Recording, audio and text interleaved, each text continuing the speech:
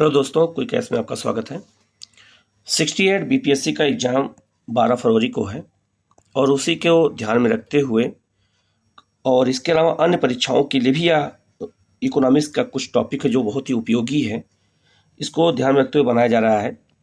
तो आज हम लोग 5 पंचवर्षीय योजनाओं की चर्चा करेंगे जो भारत में पंचवर्षीय योजनाएं आई हैं और यहाँ से क्वेश्चन कैसे बनते हैं एग्जाम में, ये आपको मैं बता दूंगा और आपको उसी अनुसार आपको अपनी तैयारी करनी है, क्योंकि पंचवर्षीय योजनाओं से जुड़े हुए हर एग्जाम में क्वेश्चन आते ही हैं। तो इससे जो है कैसे किया जाए और इकोनॉमिक्स के कौन से क्वेश्चन ज़्यादा एग्जाम में आते हैं उनको भी मैं यहाँ पे डिस्कशन करूँगा, उन क्वेश्चन की भी। सबसे पहले हम लोग बात करते हैं पहली पंचवर्षीय योजना की। हमारे देश में पहली पंचवर्षीय योजना आपसे पूछा जाएगा कि पहली पंचवर्षीय योजना का कार्यकाल कब से कब तक था, तो 1951 से 1956 तक। दूसरा, यह योजना किस मॉडल पर थी, तो हेराल्ड डोबर मॉडल पर आधारित थी। ये कौन सी पंचवर्षीय योजना? पहली पंचवर्षीय योजना। आपसे ये क्वेश्चन पूछा जाएगा। फिर क्वेश्चन होगा आपसे कि पहली पंचवर्षीय योजना किस पर आधारित थी, उसका विषय क्या था पहली पंचवर्षीय योजना का, तो कृषि पर विकास, कृषि विकास पर बल देने की बात कही गई थी पहली पंचवर्षीय योजना में। क्यों ऐसा? क्योंकि हम 1947 में आज़ाद हुए तो सबसे पहले हमारे देश में खाद्यान्न संकट था, तो उसी खाद्यान्न संकट को दूर करने के लिए हमारे यहाँ कृषि विकास पर बल दिया गया पहली पंचवर्षीय योजना में। इसके बाद पहली पंचवर्षीय योजना का दो चीज़ आपको याद रखना है कि पहली पंचवर्षीय योजना का विषय क्या था, तो हेराल्ड डोबर मॉडल, और इसका मॉडल था और विषय क्या था, कृषि विकास पर बल। इसके अलावा पंचवर्षीय योजना में और भी एग्जाम में पूछा जाएगा आपसे कि जो पहली पंचवर्षीय योजना थी उसमें किन किन सिंचाई परियोजनाओं का निर्माण किया गया है, तो भाखड़ा नागल जो पंजाब में है, हिमाचल प्रदेश की सीमा पर है, ब्यास परियोजना, दामोदर घाटी पश्चिम बंगाल में, हीराकुंड बहुउद्देशीय नदी घाटी परियोजनाओं का निर्माण पहली पंचवर्षीय योजना में किया गया है। और ये हीराकुंड बांध और ये जो है भाखड़ा नागल बांध का वहाँ पर इमेज दिखाने का ये भी प्रयास किया गया जिससे आपके दिमाग में ये बातें बैठें। तो इस योजना में पहली पंचवर्षीय योजना में 4 सिंचाई परियोजनाओं का विकास किया गया। आपको याद रखना है, भाखड़ा नागल, ब्यास परियोजना, दामोदर घाटी परियोजना और हीराकुंड परियोजनाओं का विकास किया गया था सिंचाई के विकास के लिए, क्योंकि हम कृषि पर बल दे रहे हैं तो हमें सिंचाई को भी बढ़ावा देना पड़ेगा। पहली पंचवर्षीय योजना की बात की जाए तो पहली पंचवर्षीय योजना ने अपने लक्ष्य को तो प्राप्त किया ही, अपने लक्ष्य से ज़्यादा प्राप्त कर लिया अपने लक्ष्य से, क्योंकि इस पंचवर्षीय योजना में सरकार ने जो लक्ष्य रखा था वो लक्ष्य था 2.1 का, लेकिन लक्ष्य प्राप्त कितना हुआ 3.6%। तो हमने कृषि में जो विकास का लक्ष्य रखा था 2.1 का, हम उससे ज़्यादा ग्रोथ किए हैं। ये भी एग्जाम में आपसे पूछा जाएगा। इसके बाद में दूसरी पंचवर्षीय योजना की ओर चलते हैं। तो दूसरी पंचवर्षीय योजना पहले आपको ये याद रखना है, दूसरी पंचवर्षीय योजना का कार्यकाल क्या था, तो 1956 से लेकर के 1961 तक। यह योजना किस मॉडल पर आधारित थी, तो पीसी महलनोबिस मॉडल पर आधारित थी ये पंचवर्षीय योजना। और इसका विषय क्या था, आधारभूत और भारी उद्योगों का विकास। पहली पंचवर्षीय योजना में कृषि को पर बल दिया गया और दूसरी पंचवर्षीय योजना में भारी और जो है आधारभूत उद्योगों पर विकास पर बल दिया गया। और हमारे यहाँ बहुत सारे स्टील उत्पादन के कारखाने खोले गए। जैसे आप यहाँ देख सकते हैं, ये जो दो इमेज दिखाई गई, ये स्टील का उत्पादन हो रहा है फैक्ट्री में और ये उसके फैक्ट्री का दूर से मैं इमेज को दिखाने का प्रयास किया जाए जिससे आपके दिमाग में बातें बैठ जाए। द्वितीय पंचवर्षीय योजना में कौन कौन से संयंत्र स्थापित किए गए, तो यहाँ लिखा है भिलाई रूस के सहयोग से, दुर्गापुर ब्रिटेन के सहयोग से, राउरकेला जर्मनी के सहयोग से इस्पात संयंत्रों की स्थापना द्वितीय पंचवर्षीय योजना के समय में की गई। आपसे एग्जाम में पूछा जाएगा कि इन इस्पात संयंत्रों की स्थापना किस पंचवर्षीय योजना में की गई, तो आपको बताना होगा द्वितीय पंचवर्षीय योजना में। और कौन कौन से? भिलाई, दुर्गापुर और राउरकेला। भिलाई जहाँ कहाँ पर है, तो भिलाई आपका वहाँ पे झारखंड छत्तीसगढ़ में है, दुर्गापुर पश्चिम बंगाल में है और राउरकेला आपका उड़ीसा में है। इन तीनों परियोजनाओं का विकास किन किन देशों के सहयोग से हुआ, ये भी आपसे एग्जाम में पूछा जा सकता है, तो इसलिए आपको इन सब चीज़ों को गौर करना पड़ेगा। इसके बाद आगे बढ़ते हैं, तीसरी पंचवर्षीय योजना की बात करेंगे। तो तीसरी जो पंचवर्षीय योजना है उसका कार्यकाल है 1961 से 1966 तक। ठीक है, यह योजना जे सैंडी, सुखमय चक्रवर्ती और महलनोबिस मॉडल पर आधारित थी। ये योजना में 3 अर्थशास्त्रियों का योगदान था। जे सैंडी का योगदान था, सुखमय चक्रवर्ती का योगदान था और मोहन नबीस का योगदान था। इसीलिए इस योजना का नाम तीनों के नाम पर रखा गया है। अक्सर किताबों में नाम नहीं मिलता है, तो आपको इन चीज़ों को आपको याद रखना पड़ेगा, जो है ये नाम याद रखना पड़ेगा, ठीक है। इसके बाद में आपको ये भी याद रखना है कि तीसरी पंचवर्षीय योजना में हरित क्रांति की शुरुआत की गई थी। आपसे पूछा जाएगा कि किस पंचवर्षीय योजना में हरित क्रांति की शुरुआत की गई थी, तो आपको बताना होगा तीसरी पंचवर्षीय योजना में। इसके अलावा तीसरी पंचवर्षीय योजना का विषय क्या था, तो तीसरी पंचवर्षीय योजना का विषय था आत्मनिर्भर और स्वतः स्फूर्ति अर्थव्यवस्था, मतलब कि आत्मनिर्भरता के साथ स्वयं विकास करने की अर्थव्यवस्था पर बल दिया गया था। इसके अलावा इस योजना में कृषि और उद्योग दोनों को प्राथमिकता दी गई थी। पहली पंचवर्षीय योजना में कृषि था, दूसरी पंचवर्षीय योजना में उद्योग था और तीसरी पंचवर्षीय योजना में कृषि और उद्योग दोनों था। आगे बात करते हैं इस पंचवर्षीय योजना में कुछ नई फैक्ट्रियों की स्थापना की गई। जैसे तीसरी पंचवर्षीय योजना में 1964 में पूर्व सोवियत संघ के सहयोग से बोकारो झारखंड में Bokaro iron and steel industry की स्थापना की गई।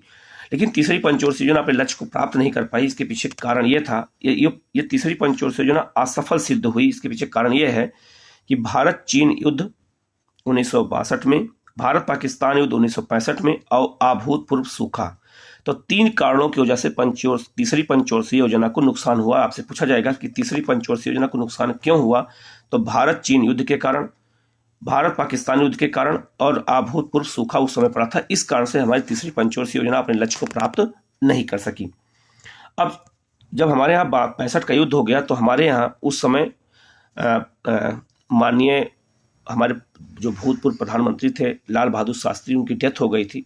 उसके बाद जो है हमारे यहाँ राजनीतिक संकट खड़ा हो गया, तो हमारे यहाँ कुछ समय के लिए योजनाओं पर अवकाश कर दिया गया।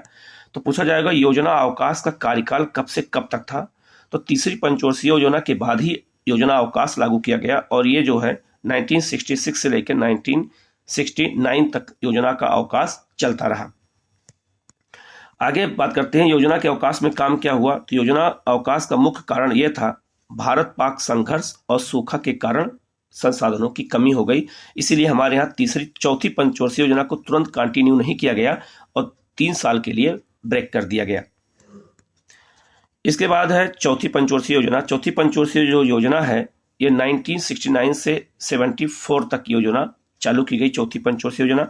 इसका किस मॉडल पर आधारित थी, DR गाडगिल। ये भी किताब में जल्दी आपको नहीं मिलेगा।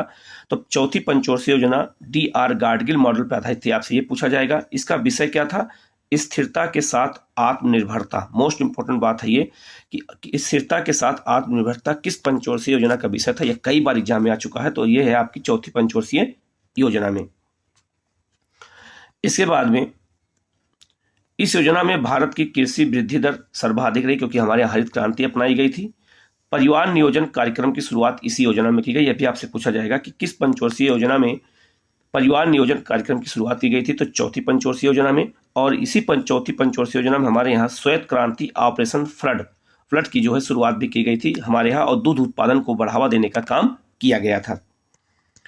इसके बाद है पांचवी पंचवर्षीय योजना। पांचवी पंचवर्षीय योजना का विषय जो टाइम पीरियड है वो 1974 से 78 तक है। ये 1 साल पहले खत्म कर दी गई थी, क्योंकि इंदिरा गांधी की सरकार जब थी तो इमरजेंसी लागू की गई थी, आपातकाल लागू हुआ था और जनता पार्टी की सरकार आ गई थी, तो जनता पार्टी ने इस योजना को 1 साल पहले ही समाप्त कर दिया। ठीक है, तो कभी कभी सरकार बदलती है, तो सरकार बदलने के कारण योजनाओं पर जो है इसका प्रभाव पड़ता है।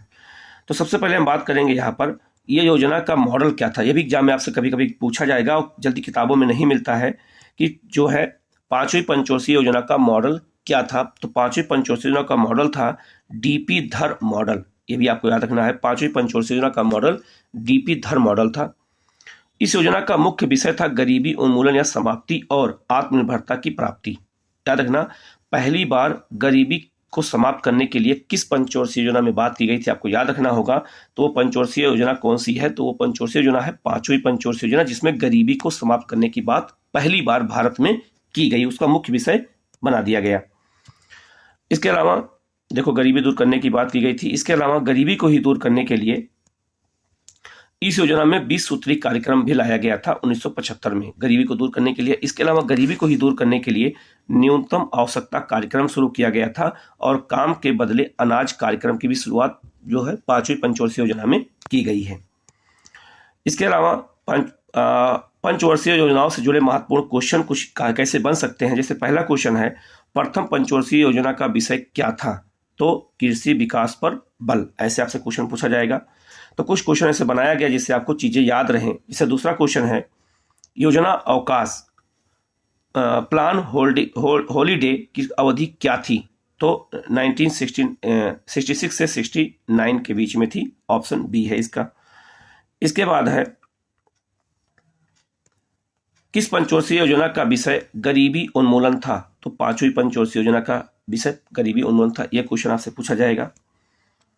फिर है श्वेत क्रांति, श्वेत क्रांति की शुरुआत किस पंचवर्षीय योजना में की गई थी? तो 4थी पंचवर्षीय योजना में की गई थी। ऐसे क्वेश्चन आपसे पूछे जाएंगे बीपीएससी में या अदर एग्जाम में।